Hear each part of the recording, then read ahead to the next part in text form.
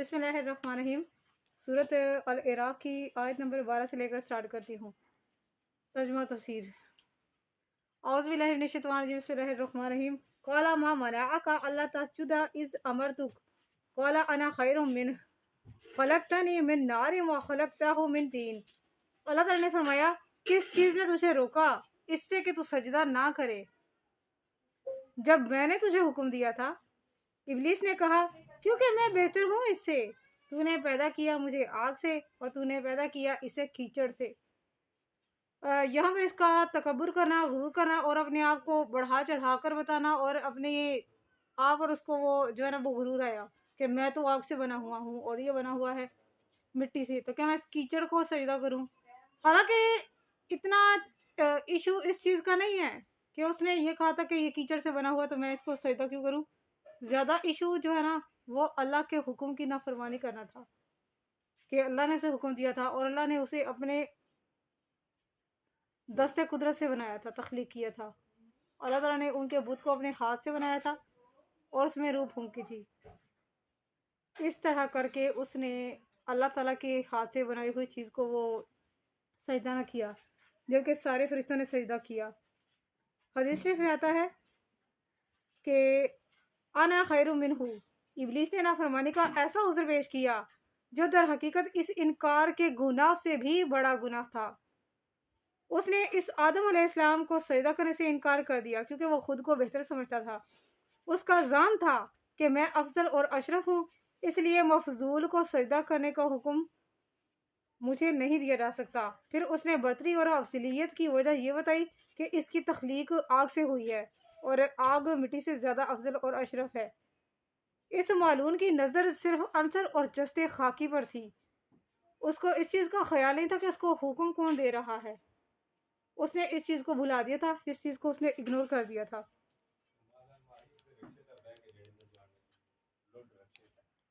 تو حضرت آدم علیہ السلام کی تخلیق مٹی سے اور اس میں اللہ تعالیٰ نے اپنی روح پھونکی، لیکن اس مردود نے اللہ تعالیٰ کے ہاتھ سے بنی ہوئی چیز کو اور اللہ تعالیٰ کے حکم کو پسے پوچھ ڈال دیا اور اس نے صاف انکار کر دیا کہ میں کیوں سجدہ کروں، میں اس سے بہتر ہوں۔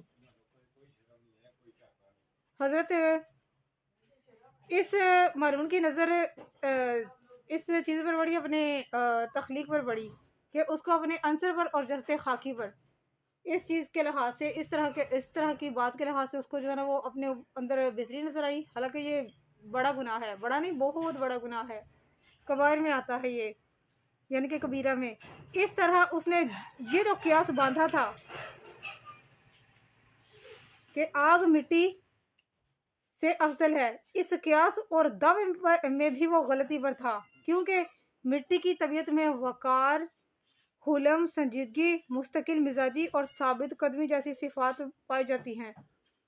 مزید اس مٹی میں نباتات، نشوونما، روئیدگی اور اصلاح کی استعداد بھی موجود ہوتی ہے، جبکہ آگ کی شان یہ ہے جلانا، تیزی، تندی اور تیش دکھانا، یعنی کہ وہ آگ جوش دکھاتی ہے نا، یہ چیز ہے۔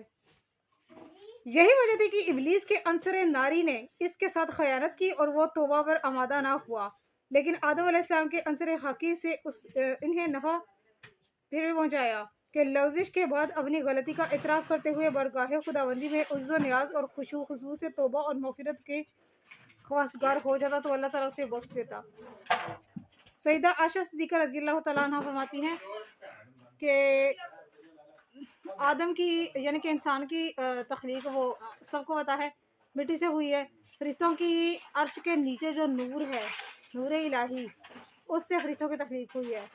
جنات کی آگ سے ہوئی ہے اور بس جنات کی، ہاں روحوں کی تخلیق کس سے ہوئی ہے؟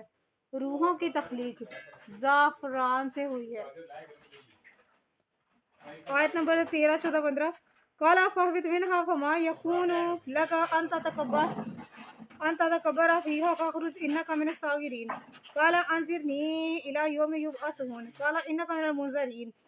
اللہ تعالیٰ نے فرمایا اتر جاؤ، یہاں سے مناسب نہیں ہے تیرے لیے کہ تو غرور کرتا پھرے یہاں رہتے ہوئے، بس نکل جا، بے شک تو ذلیلوں میں سے ہے۔ بولا مہلت دے مجھے اس دن تک جب لوگ قبروں سے اٹھائے جائیں گے۔ अल्लाह ने फरमाया जा, बेशक तू मोहलत दिए हुए में से है।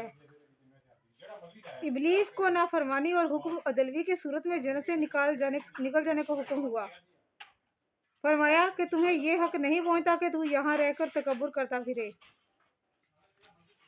चनाचे वो अपनी जिद और अपनी हट धर्मी के जिसकी वजह से मैं निकाला गया हूँ, जिसकी वजह से वो मेरी इज्जत में, शान शौकत में मेरी में कमी आ गई है, तो उसको मैं ज़रूर बहकाऊंगा। अल्लाह मुझे मोहलत दे ताकि मैं तेरे बंदों को गुमराह करता रहूं। अगर जन्नत में मैं नहीं रहा तो मैं रहने इनको भी नहीं दूंगा। ये चीज़ है। इन्ना का मिनल मुनज़रीन, यानी अल्लाह ताला ने कहा जा तू मोहलत दिए हुए से है। इसके इरादे को, यानी कि अल्लाह के इरादे को कोई टाल नहीं सकता, उसकी मशीयत की कोई मुखालिफत नहीं कर सकता और ना उसके फैसले को कोई मुस्तरद कर सकता है, और वो जल्द हिसाब लेने वाला है। यानी इसमें अल्लाह ताला की हिकमतें पोशीदा थी जो अल्लाह ताला ने उसको मोहलत दी, वरना इंसान को अल्लाह ताला ने अपने हाथ से बनाया और फिर उसी शैतान को, हमारे दुश्मन को इतना ज़्यादा काबू दे दिया कि वो हमें ही बहकाता रहता है और हमें भटकाता रहता है। लेकिन ये तो हमारे ईमान पे डिपेंड है ना कि हम कितना सारा उसकी बातों पे लगते हैं। हमा भी माँ अगवैतनी ला अक़उदन्ना लहुम सिरातकल मुस्तकीम सुम्मा लआतियन्नहुम मिन बैनि अयदिहिम व मिन खल्फिहिम व अन अयमानिहिम व अन शमाइलिहिम वला ताजिदु अक्सरहुम शाकिरीन। कहने लगा, इस वजह से कि तूने मुझे अपनी रहमत से मायूस कर दिया, मैं जरूर ताक में बैठूंगा इनको गुमराह करने के लिए तेरे सीधे रास्ते पर। फिर मैं जरूर आऊंगा इनके पास बहकाने के लिए, इनके आगे से, इनके पीछे से, इनके दाएं से, इनके बाएं से, और तू ना पाएगा इनमें से अक्सर को शुक्र अदा करने वाला, बेशक। अच्छा जी, आगे पीछे और दाएं बाएं आने से क्या मुराद है? आगे पीछे, दाएं बाएं, नीचे से बाज़ बुजुर्ग मुराद लेते हैं जलजला वगैरह, और नीचे जो लाइक जो गुनाह इससे रिलेटेड होते हैं, पाँव से चलकर जाते हैं तो गुनाह करते हैं, शिरक वगैरह करते हैं। ऊपर से उसने आने का क्यों नहीं कहा शैतान ने? क्योंकि ऊपर से सिर्फ अल्लाह ताला की रहमत बरसती है। ऊपर सिर्फ अल्लाह की रहमत इंसानों पर नाजिल होती है, बल्कि हर मखलूक पर नाजिल होती है। इसलिए उसने ऊपर से आने का नहीं कहा, उसने आगे पीछे दाएं बाएं का कहा, नीचे से आने का कहा। यानी जिस तरह तूने मुझे गुमराह किया और हलाकत में डाला, मैं भी इस आदम की औलाद की ताक में बैठूंगा जिसके बाइस मैं रांदाए दरगाह बना हूँ। मैं सिराते मुस्तकीम की हर घात पर हर सिराते मुस्तकीम पर बैठकर घात लगाऊंगा और औलादे आदम को गुमराह करता रहूंगा ताकि वो ना तुझे वाहदा शरीक माने और ना तेरी इबादत करें, मिक्सिंग करते रहें। अच्छा, इसीलिए नबी करीम सल्लल्लाहु अलैहि वसल्लम ने इरशाद फरमाया, सीधी लाइन उन्होंने खींची थी, सूरत अल-इराम में मैं आपके साथ बयान कर चुकी हूँ। उन्होंने फरमाया था, ये सीधा नाक की सेध में ना कुरान है, ये दीन है, ये इस्लाम है। आगे पीछे जरा सी नजर बहकेगी भटकेगी, वहां पर शैतान है, फिरका वारियत है, तो क्या होगा? कोई कसर है बताने की? कुफ्र में चले जाएंगे आप, शैतान के रास्ते पर आप चले गए। जिसने फिरका बनाया उसने वही किया, इनके बड़े की वो होगी। तो बात में लोग कहते हैं कि 72 फिरके बनने हैं, 72 बनने हैं, तो क्या आपने 72 में से किसी एक का होना है? कोई भी नहीं बख्शा जाएगा, सिर्फ एक फिरका जन्नत में जाएगा। कौन सा?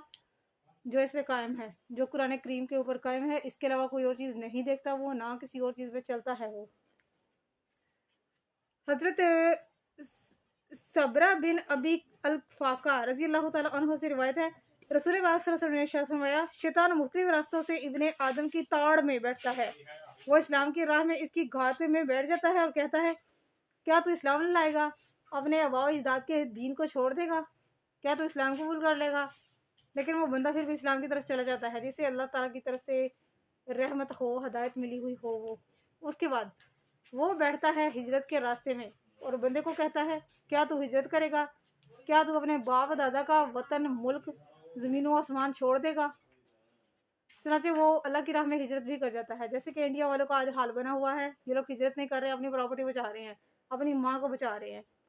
हालांकि माएँ ऐसे नहीं बचती वो माएँ जो है ना, मतलब آپ کو اب دین کے لیے ہماری جان بھی حاضر ہے، دین کے لیے ہم جان قربان کر سکتے ہیں، ٹھیک ہے۔ بہت دفعہ میں آپ کو بتا چکی ہوں کہ نبی پاک صلی اللہ علیہ وسلم کے لیے ہم لوگ جان دے سکتے ہیں، جان لے سکتے ہیں۔ ہمیں ہمارے ماں باپ، اہل و عیال، بیوی بچوں، مال و دولت، ہر چیز سے زیادہ عزیز ہیں وہ۔ ان کے بارے میں نہ کچھ ہم لوگ سن سکتے ہیں، نہ ان کی توہین برداشت کر سکتے ہیں، اور نہ، اور وہ لوگ ہجرت نہیں کر رہے تو ہم لوگ ان کو کیا کریں؟ یوں کہیں گے کہ ان کے اوپر شیطان مسلط ہے، ان کے ہجرت میں رکاوٹ بن کے بیٹھا ہوا ہے۔ دوسرا، جب انسان جہاد کے لیے جانے لگا ہوتا ہے تو وہ جہاد کے راستے میں بیٹھا ہوا ہوتا ہے، کہتا ہے اسے شیطان، یعنی کہ کہتا ہے اس کا نفس کہہ رہا ہوتا ہے تو وہ گویا شیطان ہی کہہ رہا ہوتا ہے، کیا تو جہاد کرے گا؟ کیا تو مر جائے گا؟ کیا تو اپنی جان دے دے گا؟ حالانکہ تیرے بیوی بچے، تیری بیوی کا نکاح کسی اور کے ساتھ کروا دیا جائے گا، اور تیرے بچے بعد میں پتہ نہیں کیا کریں گے، اور تیری دولت، تیرا مال و دولت، تیرا پیسہ وغیرہ جو ہے وہ رشتہ داروں میں بانٹ دیا جائے گا، تیری بیوی کا نکاح کسی اور سے کر دیا جائے گا، تو کیا تو جہاد کرے گا؟ چنانچہ جس کو اللہ تعالیٰ کی طرف سے ہدایت ہو وہ تو جہاد پہ پھر بھی جائے گا، وہ پھر بھی جہاد کرے گا۔ اسی طرح یہ راستے ہوتے ہیں جن پہ شیطان بیٹھا ہوا ہوتا ہے، ویسے تو ہر راستے پہ ہوتا ہے، اور کہتا ہے اس کو تو جہاد میں جائے گا تو قتل ہو جائے گا، اور تیری بیوی کا نکاح کسی اور سے کر دیا جائے گا۔ حضور صلی اللہ علیہ وسلم فرماتے ہیں جو شخص ایسا کرے اور مر جائے تو اللہ تعالیٰ پر حق ہے کہ وہ اسے جنت میں داخل کرے، اگر وہ قتل ہو جائے یا غرق ہو جائے یا کوئی جانور اسے کچل ڈالے تو اللہ تعالیٰ پر حق ہے کہ وہ اسے جنت میں داخل فرمائے۔ بے شک بینی ایدیہم، یعنی کہ آگے سے آنا، انہیں آخرت کے بارے میں تشکیک میں مبتلا کر دیتا ہے۔ لوگ شرک وغیرہ کرنے لگتے ہیں اور ایسے دین کے راستوں پر، جو دین والے نہیں ہوتے ہیں، قرآن والے نہیں ہوتے ہیں، ایسے راستوں پر چلنا شروع کر دیتے ہیں، اور وہ آگے سے مراد یہی ہے کہ وہ آگے کی طرف چلتا رہتا ہے، یعنی گمراہی میں ہو جاتا ہے، بھٹک جاتا ہے۔ وہ من خلفہم، پیچھے سے، دنیا ان کے لیے مرغوب بنا دوں گا، وعن ایمانہم، اور ان کے دائیں طرف سے میں دین کے معاملے کو ان پر مشتبہ کر دوں گا، وعن شمائلہم، یعنی کہ لیفٹ سائڈ سے ان کے لیے گناہوں کو بہت لذیذ اور خوشنما بنا دوں گا، کیونکہ الٹا ہاتھ سے کھانا پینا جائز نہیں ہے نا، اس لیے الٹے سے آؤں گا تو وہ یہ والے، یعنی کہ اس کے مشن پورے ہوں گے۔ ابن عباس رضی اللہ ہی فرماتے ہیں کہ سامنے سے ان کے پاس آؤں گا اور انہیں بتاؤں گا کہ نہ دوبارہ زندہ کیا جائے گا، نہ جنت ہوگی نہ دوزخ۔ ان کے پیچھے سے آؤں گا اور دنیا کو ان کی نگاہوں میں خوشنما بنا کر ان کے دل میں ہی، دنیا میں ہی ان کا دل لگا دوں گا، اور دائیں طرف سے ان کی نیکیوں پر دھاوا بولوں گا اور نیک کام کرنے سے باز رکھوں گا۔ اسی طرح بائیں طرف سے آ کر انہیں گناہوں کے ارتکاب کرنے کی دعوت دوں گا۔ شیطان نے یہ نہیں کہا کہ میں اوپر سے بھی آؤں گا، اس کی وجہ یہ ہے کہ اوپر سے صرف رحمت الہی برستی ہے، اللہ تعالیٰ کی رحمت نازل ہوتی ہے، اس لیے اس کی اوقات نہیں تھی کہ وہ یہ کہتا۔ اس لیے حدیث شریف میں آتا ہے شیطان کے تسلط سے اللہ تعالیٰ کی پناہ مانگو۔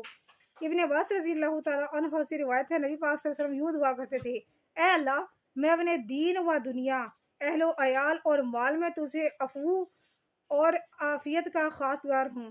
یا اللہ، میری لغزشوں کو ڈھانپ دے، پر خطر چیزوں سے امن عطا فرما، اور اوپر سے، نیچے سے، دائیں سے، بائیں سے اور میرے اوپر سے مجھے اپنے حفظ و امان میں رکھ۔ یا اللہ، میں نیچے سے شیطان کے ہتھ کنڈوں سے تیری پناہ مانگتا ہوں۔ آمین ثم آمین یا رب العالمین۔